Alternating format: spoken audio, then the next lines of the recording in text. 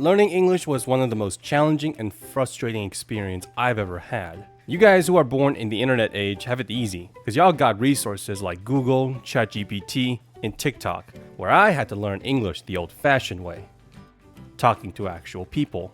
Now, let me break it down for you on how it all started. So, I was just about to start 3rd grade when all of a sudden, my mom took me to what I thought was a school interview.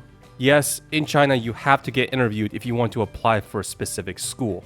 Then, a lady came in and asked me all sorts of sus questions, to which I answered the exact words that I was told to answer, and a month later, I was shipped off to a land I didn't even know existed. So when I arrived, my parents immediately got me the best tutor they can afford. They then told me that school starts in a week, and I have about 5 days to memorize the entire English alphabet, along with the 300 plus words, or I get the belt. Keep in mind that this is standard procedure when you select the Asian difficulty. Believe it or not, it only took me about 3 days to memorize the entire thing. It was actually really simple once I realized English was just putting 24 alphabetical letters together like a math game, and you know how good we are at math. Plus, compared to the tens of thousands of Chinese hieroglyphs, each with different strokes, meanings, and pronunciations, learning English was kind of like, Gordon Ramsay learning how to yell. Or at least that's what I thought. So when I finally got to school, I was immediately distraught by not only the copious amount of words that I didn't know, all of my classmates now had different shades of skin and hair color. Coming from a country where everyone looked the same, talked the same, and thought the same, it was quite an eye-opening experience to be literally the odd ones out. I only knew how to memorize English, but I haven't actually spoken it. I remember there was this one girl who I thought was kind of cute, and I tried to get her to talk to me by giving her my lunch money.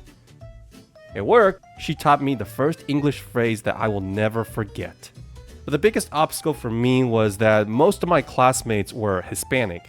At the time, I didn't know the difference between English and Spanish, so I was getting extremely confused when people kept correcting me.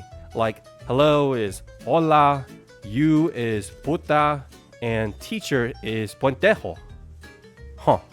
So that's why the teachers always put me in a timeout.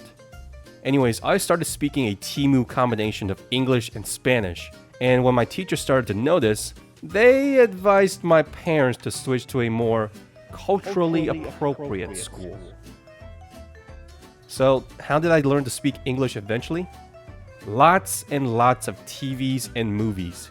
Instead of memorizing words, I started memorizing phrases. Then I just replaced certain words with ones that I already knew. If you like this video and would like to hear more stories from me, hit that like and subscribe button, and I'll see you guys next time.